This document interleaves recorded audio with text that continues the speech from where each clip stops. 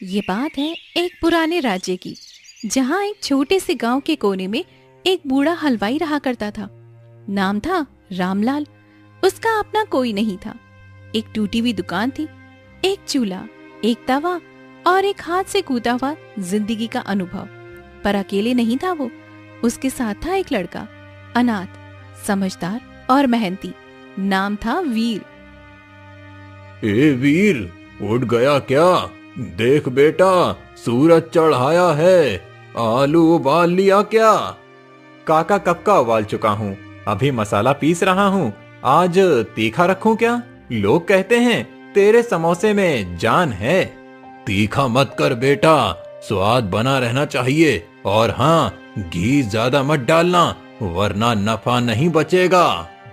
काका घी थोड़ा ज्यादा ही डालूंगा आज। कल बिन्नो बुआ बोल रही थी समोसे में वो पहले वाली बात नहीं रही। बेटा, लोग बातें बहुत करते हैं, तू अपने मन का कर, पर हिसाब में होशियारी रख। दुकान छोटी है पर इज्जत बड़ी है हमारी। रामलाल ने वीर को जब गली से उठाया था तब वो सिर्फ 7 साल का था। माँ बाप को कोई नामो निशान नहीं था। मंदिर के पास पड़ा था, भूखा रोता हुआ। रामलाल ने बिना सोचे उठाया, घर लाया और बेटे की तरह पालने लगा। काका समोसे भर लिए हैं, अब तलने बैठता हूँ, तुम आराम करो। राम का नाम लेकर काम शुरू कर, और आज हाट में थोड़ा जल्दी निकलना, दोपहर में भीड़ ज्यादा होगी। वीर दिन रात एक करके समोसे बनाता, टोकरी में भरता और गलियों में घूम घूम कर बेचता। उसका अंदाज सीधा, बोलचाल मीठा, व्यवहार सच्चा। हर गली में उसकी आवाज गूंजती थी। गर्मा गर्म समोसे ले लो, मसालेदार, घी वाले भरोसे के साथ समोसे ले लो। एक दुकानदार पुकारता है, ए वीर, इधर आ बेटा, 4 समोसे दे। और हाँ, छोटका भूखा है, उसके लिए भी दे दे। अरे चाचा, छोटका के लिए पैसे मत देना, उसका हिस्सा तो रोज तय है, मैं अभी देता हूँ। बेटा, तू बड़ा आदमी बनेगा। इतने लोगों में एक तू ही है जो बिना मतलब के देता है। चाचा, जब घर में खाना नहीं होता था तब आप ही ने तो आधी रोटी दी थी, अब वक्त है मेरा लौटाने का। वीर को सब पसंद करते थे। कोई उधारी मांग ले तो मुस्कुराकर कहता था, जब होगा दे देना, अभी भूख मिटाओ, शाम को समोसे खत्म हो जाते हैं। वीर लौटता है, कितना बिका बेटा? कुल 62 समोसे, 8 उधारी में, 5 बांट दिए, पैसे में कुल 55 रुपए बचा। बढ़िया है बेटा, अब ये देखो, तुझ में जो सच्चाई है ना, वो ही तुझे भीड़ से अलग बनाती है।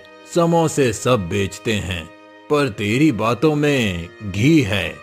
काका, मैं बड़ा आदमी नहीं बनना चाहता, बस इतना कि कोई भूखा न रहे। हमसे जो बनेगा करेंगे। वो बातें छोटी लगती थी, पर असल बड़ी बात छोड़ती थी। वीर की सोच उस उम्र से कहीं आगे थी। दूसरे दिन सुबह, काका, आज मन कर रहा है कि समोसे में थोड़ा पुदीना मिलाऊं, देखना स्वाद कुछ अलग आएगा। जो तेरा दिल कहे वही कर बेटा, तुझ पर भरोसा है। वीर तैयार होता है और फिर से ठेला लेकर निकल पड़ता है। ए वीर, आज तो खुशबू कुछ आ रही है रे। बुआ, पुदीना डाला है आज, आपने ही तो कहा था पहले वाला स्वाद नहीं रहा।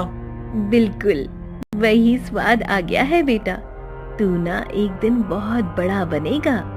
बड़ा वही होता है बुआ जो दूसरों को छोटा ना समझे। गांव में सब कहते थे समोसे वाला लड़का कुछ अलग है, गरीब है पर रॉयल चॉइस है इसकी। उन्हीं गलियों में एक दिन 2 अजनबी लोग आए, चुपचाप वीर को समोसे बेचते देख रहे थे।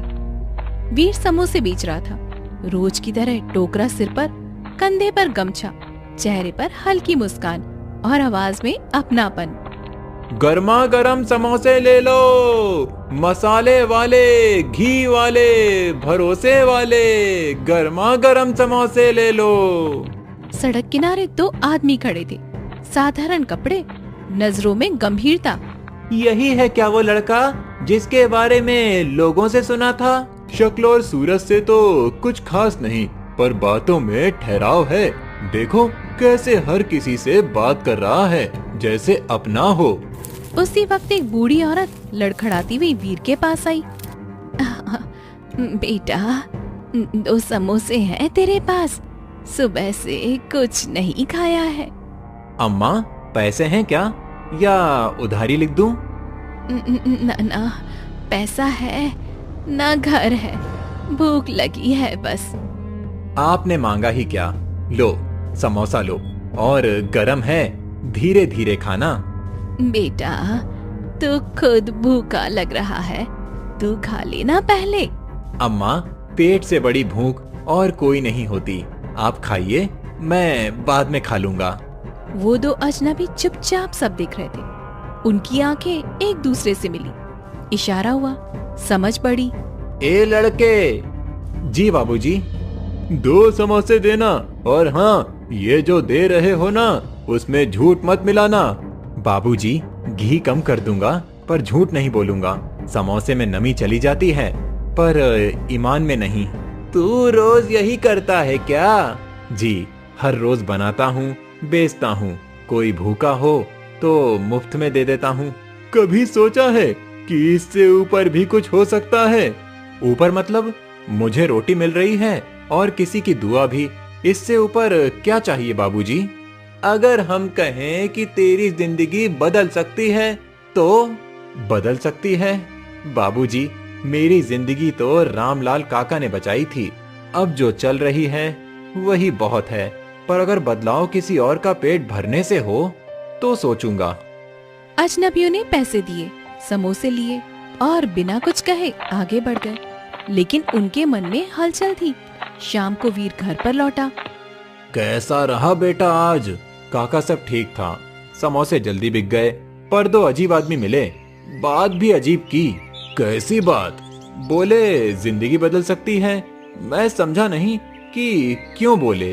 बेटा, जब लोग बिना मतलब की बात करें तो समझ लेना, या तो कुछ छुपा रहे हैं या कुछ बड़ा सोच रहे हैं।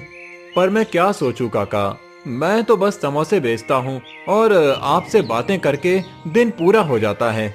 यही तो बात है वीर, जो छोटे काम को इज्जत से करता है वही बड़ा काम संभाल सकता है। वहीं दूसरी तरफ राजमहल में। महाराज, हम वापस आ गए और जिस लड़के की बात आपने सुनी थी वो मिल चुका है। क्या देखा आपने? वो समोसे बेचता है पर दिल बांटता है, भूख देखता है, सवाल नहीं करता, मदद करता है, बदले में कुछ नहीं मांगता। वीर, वीर। क्या वो हमें पहचान गया? नहीं महाराज, हमने भी अपना नाम नहीं बताया, लेकिन उसकी हर बात में सच्चाई दिखी। एक बार महल बुलाया जाए? नहीं, अभी नहीं। पहले मैं खुद देखना चाहता हूँ वो कैसा है, जब उसे कुछ पता नहीं होता। राजा ने तय कर लिया था, अब वो खुद जाएगा, बिना रथ, बिना राजसी कपड़ों के, एक आम इंसान बनकर। अगली सुबह वीर रोज की तरह उठा, समोसे बनाने की तैयारी की। उधर राजमहल में राजा बलबीर सिंह भी अब आम वेश में निकलने को तैयार थे। मंत्री जी, आज कोई सवारी नहीं, कोई रक्षक नहीं, बस एक आम आदमी की तरह जाना है। महाराज, कोई पहचान गया तो? राजा को जब जनता परखती है तब असली पहचान होती है। आज मैं उसे देखने नहीं, महसूस करने जा रहा हूँ। राजा ने पुराना कुर्ता पहना, सिर पर हल्की पगड़ी बांधी और पैदल ही वीर के गांव की ओर चल पड़े। गर्मा गर्म समोसा लो, आलू वाला, मसालेदार, दिल से बना हुआ समोसा, गर्मा गर्म समोसा। राजा धीरे धीरे भीड़ में जाकर खड़े हो गए। भैया, एक समोसा देना। लो बाबूजी, अभी ताजे तले हैं, थोड़ा गर्म है, धीरे से खाना। तुम ही वीर हो? हाँ जी। आप नए लगते हो गांव में? घूमने आया हूँ। तेरे बारे में सुन रखा था, अब देख भी लिया। मेरे बारे में? मैं कौन सा बड़ा आदमी हूँ बाबूजी, बस समोसे बेचता हूँ। बड़ा वही होता है जो छोटों को भी बराबरी से देखे। बड़ी बात तो कह दी आपने। नाम क्या है आपका? नाम बाद में बताऊंगा, पहले ये बता, दिन भर में कितना कमा लेता है तू? कभी 50, कभी 70, कभी कभी उधारी ज्यादा हो जाती है तो खाली हाथ। फिर भी किसी को मना नहीं करता? नहीं बाबूजी, भूख सबसे बड़ा दर्द है। मैं खुद भूखा रह लूंगा, पर किसी को मना नहीं कर सकता। तू ऐसा क्यों सोचता है? क्योंकि मैं भी भूखा रह चुका हूँ। जब कोई नहीं था तब एक बूढ़े ने मुझे खाना दिया था। आज वही मेरे काका हैं, उन्होंने ही सिखाया, खाना बांटोगे तो दुआएं मिलेंगी। काका का नाम क्या है? रामलाल। बूढ़े हैं पर दिल से जवान। हर रात को मेरे लिए खाना रख के सोते हैं। अगर तुझे मौका मिले कि तू कुछ बड़ा कर सके लोगों के लिए, तो क्या करेगा? बड़ा मतलब क्या बाबूजी? कुर्सी रुतबा नहीं चाहिए, पर अगर मुझे इतने पैसे मिल जाएं कि हर रोज 100 लोगों को खिला सकूं, तो वो बड़ा काम होगा मेरे लिए। अगर तुझे कहा जाए कि तू राजा बन सकता है, तो? राजा? बाबूजी, आप मजाक कर रहे हो क्या?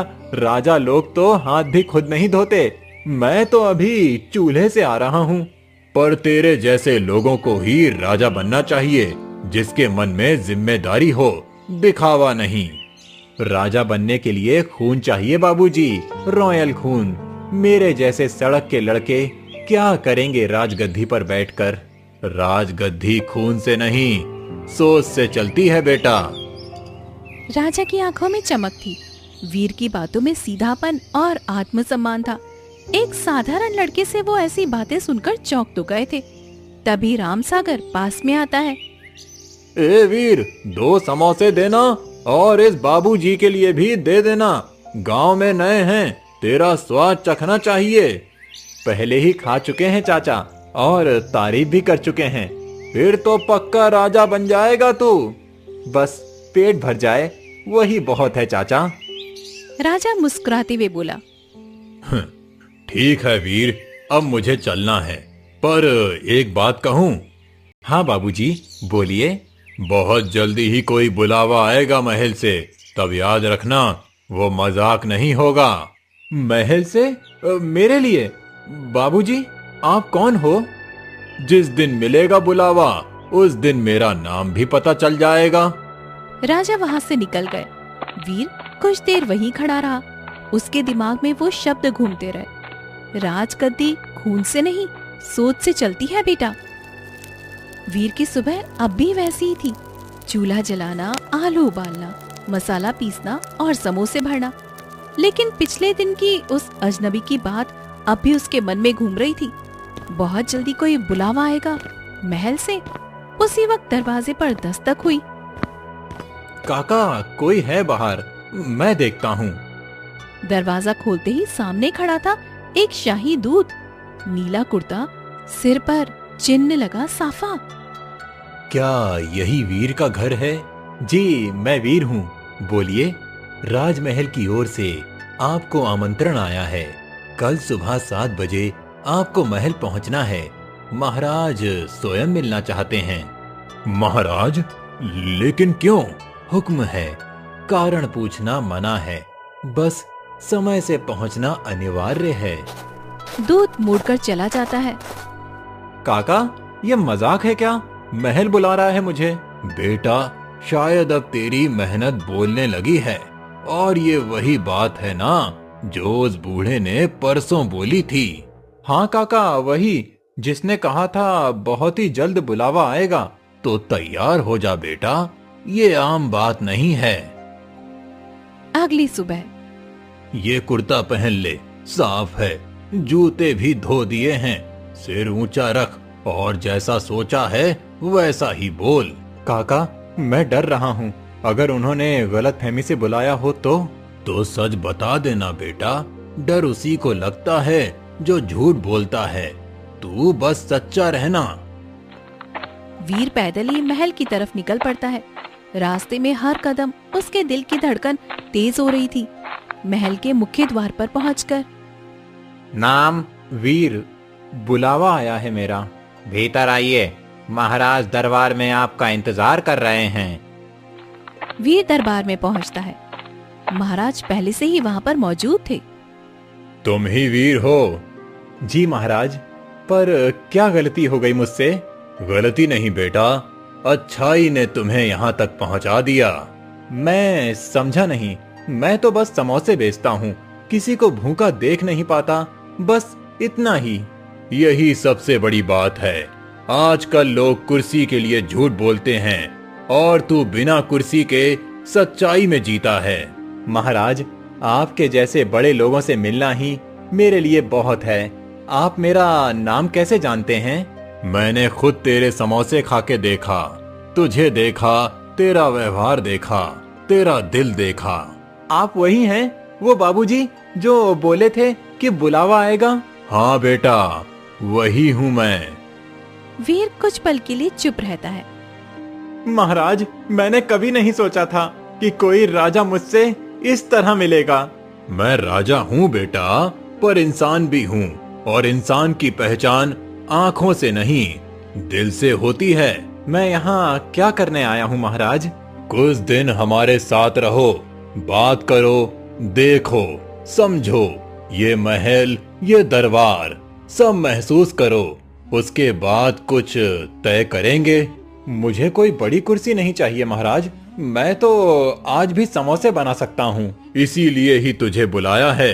तुझ में वो है जो बड़े बड़े राजघरानों में भी नहीं होता। वीर की आंखें भीग गईं, पर उसने आंसू पोंछ लिए। उसके मन में सवाल था, लेकिन अब डर नहीं था। महाराज, एक बात पूछूं? पूछो। अगर मैं इस सब के लिए लायक ना निकलूं तो क्या होगा?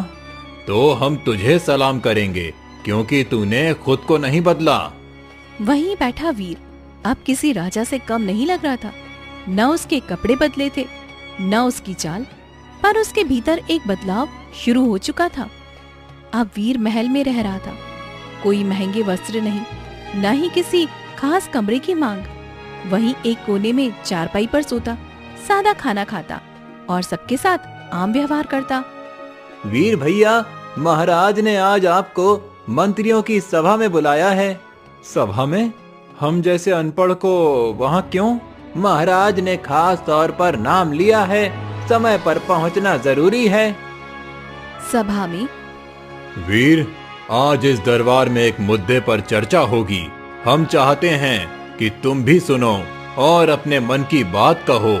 महाराज, मैं तो बस समोसे वाला हूँ, दरबार की बात क्या समझूंगा?